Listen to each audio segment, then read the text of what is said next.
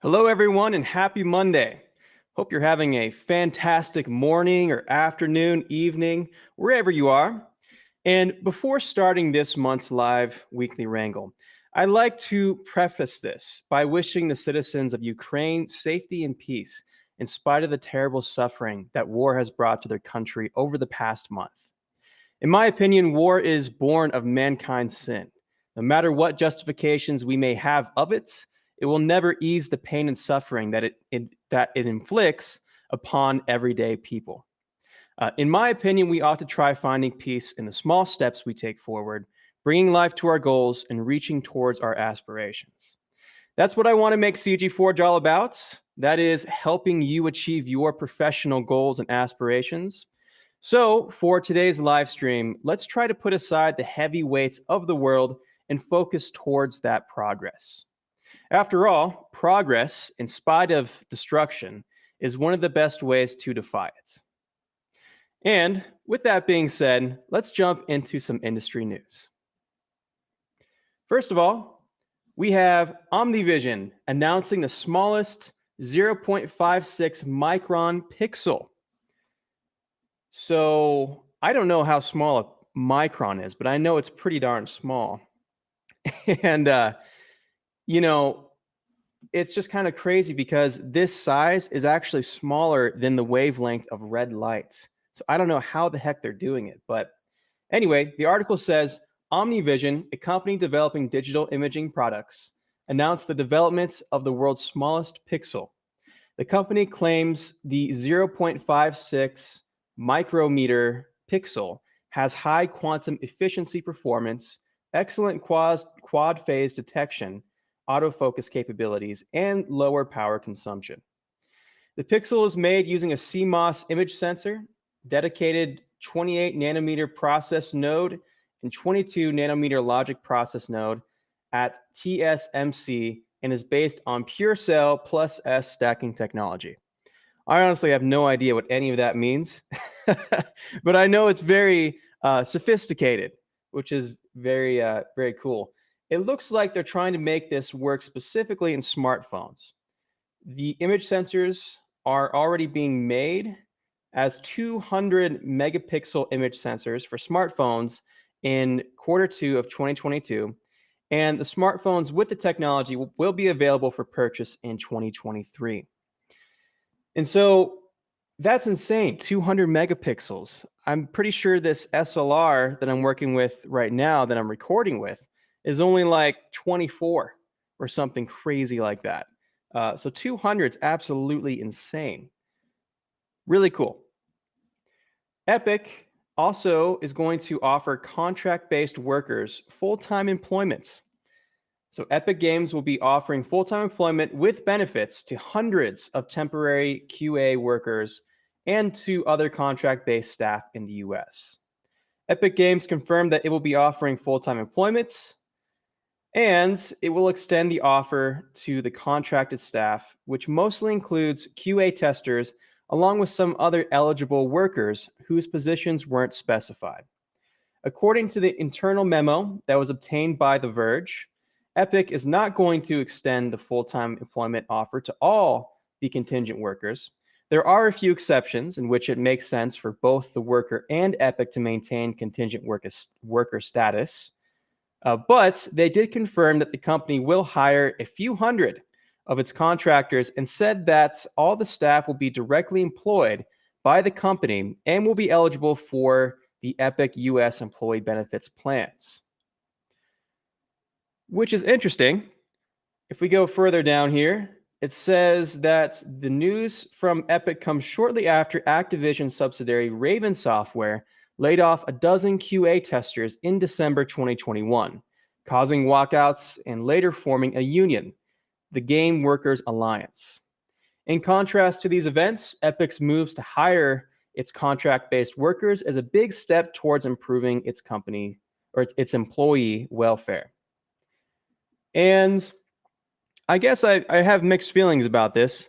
I don't want to get too political, but I am very much for open competition. I do know that contractors do tend to have better bargaining power than full-time employees because they bounce around so much.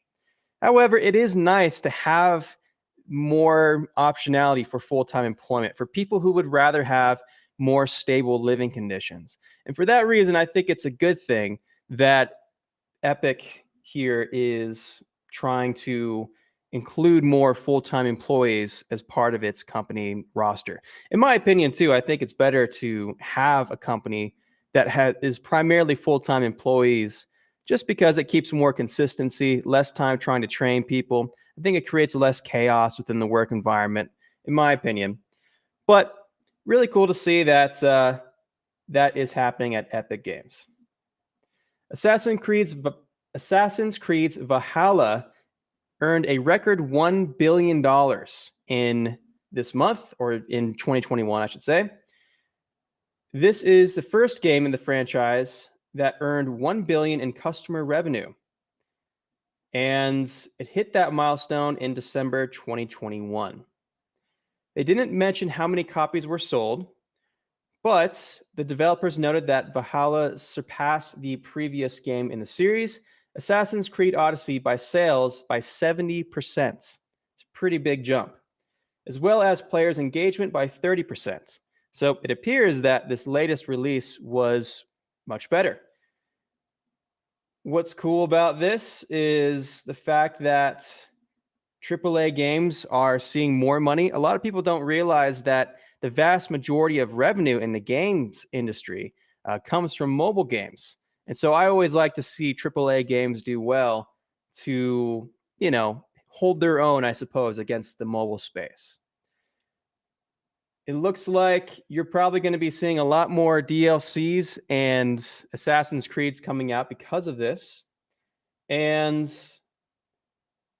yeah, I think that's pretty cool. Nvidia reports a record $26.9 billion in revenue, which is massive. Following AMD and Intel, Nvidia announced the highest quarterly annual revenue in its history. The company's revenue for the fourth quarter of 2021 reached $7.64 billion, displaying a 53% growth compared to the same period last year. While its full year revenue studio also increased by 61%, accounting for $26.91 billion. a massive amount of money. The company also noted that its gaming, data center, and professional visualization divisions earnings saw record results in both Q4 and the full year. Almost half of the total fiscal revenues were brought by the gaming division, which earned $12.46 billion. The data center also grew 58% to $10.61 billion, while the professional visualization division rose 100% to $2.11 billion. That brings Nvidia's net income to $9.7 billion, which is 125% higher than the year earlier. Again, massive growth for Nvidia in spite of the chip shortages. And if you think that growth is insane, wait till they come out with the 4090s or the 40 series, where you'll probably see the pricing reflect that which was scalped by people during the 3090s phase. So I can only see more money heading in NVIDIA's future, especially as they release these new cards coming up here. Potentially in September is what I heard a rumor say at one point. That could be wrong, I'm not sure, but very, very interesting. RD texture scans are now moving to the Megascans library. Quixel has recently published a video announcing the integration of RD textures into the Megascans library. The RD texture scans can now be easily accessed with the user's Epic Games account. Quixel has also shared that the RD Textures founder, Chris Schindler, would join the Megascans team.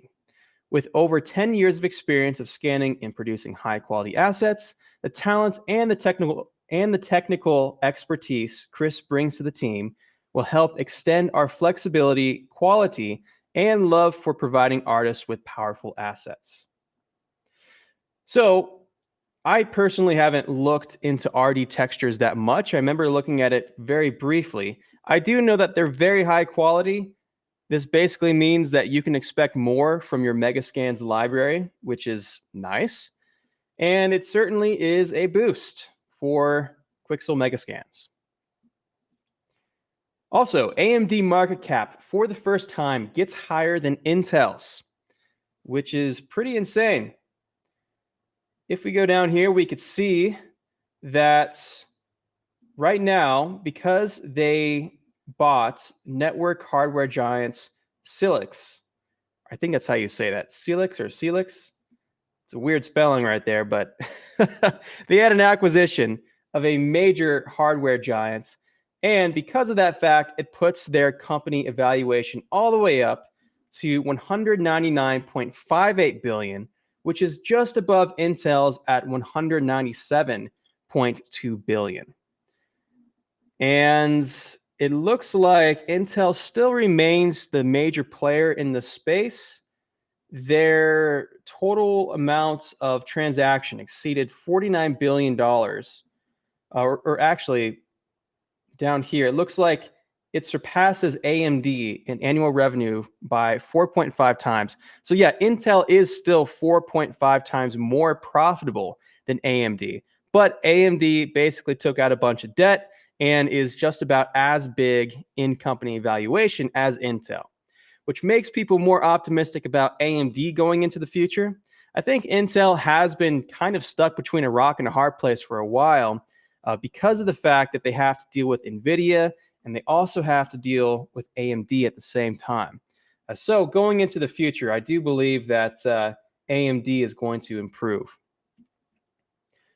For those of you in games, there is a new studio launched by the CD Projekt Red ex-developer Konrad Tomaskowicz.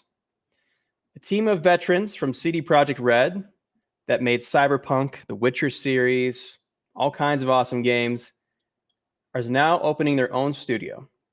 And the new game, according to the team, is a AAA dark fantasy RPG written by Rebel Wolf's co-founder and narrative director, Jacob Samalik, who also worked on The Witcher 3.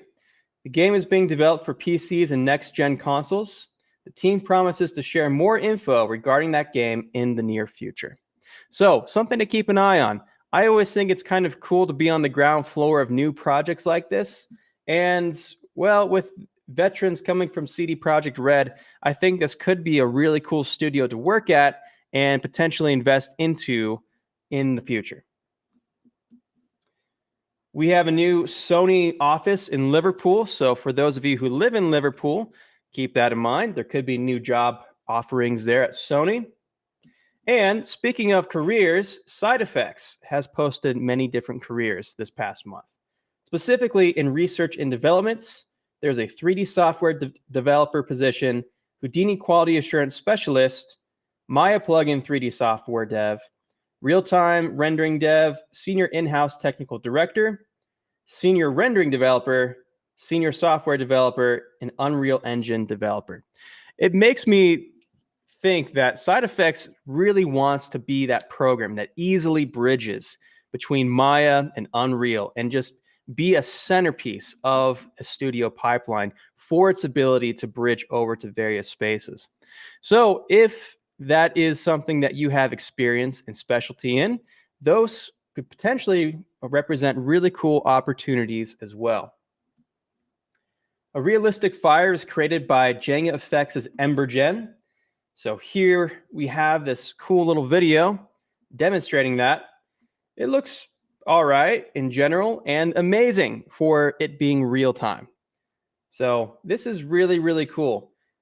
And on the topic of EmberGen, I know a lot of people have always asked, how does EmberGen compare to, let's say, a Houdini Pyro simulation? How does that hold up? Where does it have a place right now in a pipeline? And I would say it has a place in more of a previs sort of sense, giving a client something overnight that looks really cool and giving them the option to move things around or make comments or critiques with quick iterations. So if you've ever wondered that, in my opinion, that's where the Jenga Pyro effects currently lie if we're talking about VFX. For video games in real time, I think that this is something to be taken much more seriously in some ways. Again, similarly, you could just iterate very quickly, make some cards out of this sort of thing, and put it in game. But in general, I'd still say that the quality you get here isn't going to compare to a long Pyro sim. And this also might be useful for people new to Pyro because it'll expose you to general parameters like shredding and disturbance and turbulence, things like that. But Jenga Effects is certainly making plenty of strides, and I'm a big fan of what they're doing. In February, Zuckerberg had a terrible month. He lost $3.3 billion in Q4 alone, which I believe, last I checked, is one of the largest dips that a company has ever seen. I think it was by nominal value. So I think Meta or Facebook dropped about 25% within a few days, and they have just been absolutely hit with the developments they've made with Meta. And I'm not sure what you guys think about Meta. Feel free to put that in the comments if you'd like to talk about that. What's interesting about it is I think a lot of this pushback has come from a general negative sentiment that exists with social media in general right now. Yes, it is partly because the metaverse seems so out there. And I think also it hasn't been presented in a way that seems real or down to earth. So there's an issue with how it was presented. And it's also an issue of people's attitudes towards social media in general. Look, if I didn't have to advertise for CG Forge, I would be off of social media because in my opinion, it's terrible for people's mental health. I mean, getting a buzz in your pocket every 5 minutes on the latest, things happening with plague and war and fear and destruction, it's doing terrible things to people's mental health. Let's be honest. And I just think that it's a reflection of that, as well as a reflection of Zuckerberg kind of going on total left field with his meta ideas. One thing that I saw that was interesting was a Lex Friedman interview that he had with Mark Zuckerberg. And I'd really encourage you guys, if you're interested in this stuff, to check out this interview because everyone is very, very quick to immediately dismiss Metaverse and Zuckerberg because, like I said, generally very unpopular. But he does put forth some very interesting ideas, not all ideas that I agree with necessarily, but it kind of sheds light to what he's thinking about when it comes to the metaverse. And it's not quite what the mainstream narrative would have you think it's all about. So interesting to check out at some point. Last but not least, Sony is set to acquire Bungie for $3.6 billion. PlayStation prepared an answer to the recent Activision Blizzard news. Bungie is the maker of Destiny, another seismic gaming deal that comes just 2 weeks after Microsoft purchased Activision Blizzard. So this is Sony's response to the Blizzard acquisition, it seems like. And what's interesting about Bungie is that they've gone from being independent to owned by Microsoft to independent again to being bought by Sony. They're kind of all over the place, honestly. But yeah, we'll see if Destiny can hold up to the Blizzard acquisition that was made by Microsoft. I think Microsoft got a killer deal with that Blizzard acquisition. I think that, you throw in a few employee rights, sex scandals into the bunch to bring them down. You throw in just the fact that Blizzard wasn't doing very well in general at the same time. And I think Microsoft got a killer deal for those name brands. We'll see if they can actually revive them and make them awesome again, or make them better going into the future, I should say. But I don't think that this acquisition by Sony, although it is substantial, I don't think it's quite at the same level as Microsoft buying out Blizzard. It is a fantastic franchise. Destiny 2 is very popular, but I don't know if that's going to necessarily be on the same likes as what Microsoft did with Blizzard. Only time will tell. But anyway, that about does it for this month's Weekly Wrangle, live Weekly Wrangle. Let's see. Yeah, so this is interesting. I didn't know this. This is a comment by Jamal in regards to Jenga effects that they've mentioned that they will support Sparse soon, which is very interesting. I think one thing to keep in mind is that the algorithms that are behind the pyro simulation that's real time, I would imagine are quite different than what you would see in Houdini, even though they both might be sparse. So that could be partly a marketing thing there. I don't know. But what makes something sparse is the fact that you can have multiple sections that adaptively move around, like multiple boxes that move around as something simulates. That's what makes something sparse, because traditionally you just have one giant bounding box that everything can think inside of. So it gets around that issue. But yeah, we'll see what kind of performance improvements may come about that. Also, in my opinion, it's better to just have a VDB-based workflow or a VDB-based solver anyway. So we'll see if Jenga ends up adopting VDBs or kind of going more along the route of what you would see with a sparse solver in Houdini. Only time will tell. But I imagine that this will only get better as time goes on, because real time is something that is just moving at lightning speed right now. Anyway, that about does it for this week's live wrangle. Actually, one thing we could do, if you want to switch this up a little bit, is we could do some art reviews. So, and there's a few new things. So let's actually switch over real quick and switch gears away from news to talk about some constructive critiques on the latest things that have been posted here at Side Effects. So this was done by Evan Robinson. I haven't seen any of these, by the way. So let's see what Evan came up with here. Little treadmill, guy walking around like that. It's pretty sweet. It's a really cool idea. I love how it's composited against a background. It's one of the things I talk about all the time, is just being able to composites and have some kind of background with your piece. It just makes a huge difference. I mean, think about it. If this was just a guy running on a treadmill who's on fire in like a void, that wouldn't be nearly as cool as having it on top of a desk like this. So that's one thing I absolutely love.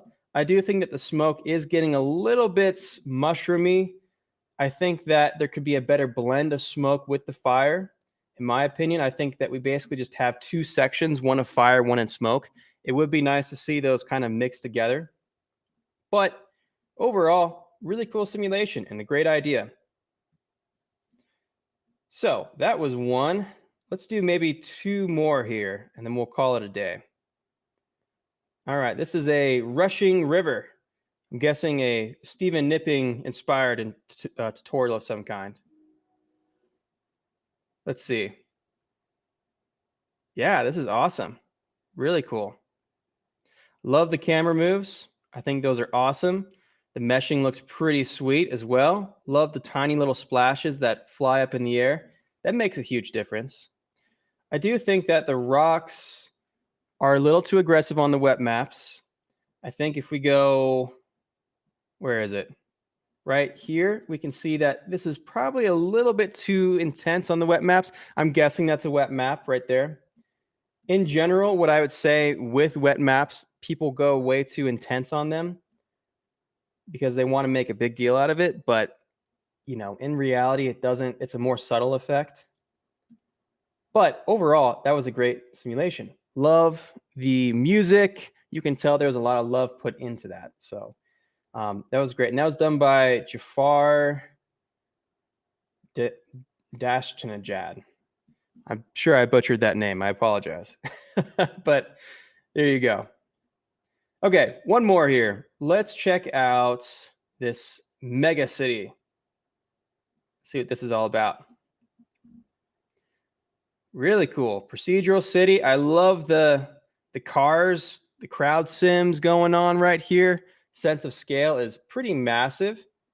I think the shading could be improved. I mean, we're all kind of looking at the same shader for everything, but that may not really be the point. I think the point is look at all of this crazy complexity going on and look at the systems and the weird buildings.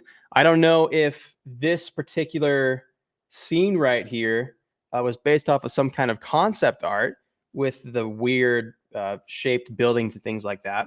But it's a very unique design. Really, really cool. You don't always see spherical buildings as well, or cylinder-like buildings, I should say. So that's very unique. And I dig it. I think this is a really fantastic project. And I guess what I would like to see perhaps is a bit more attention to lighting and atmospheric fog a little bit. This fog here is just a little bit too noticeable in my opinion. I know that things kind of get blue as they go back, but I think this is maybe a bit too saturated for my taste. And also with fog, it's nice to add in a VDB with some noise to break up sections of fog if you can. That's a nice trick that I think adds some nice detail and makes it feel less generic in general with the fog. But besides that, there's a little bit of flickering in the render there too.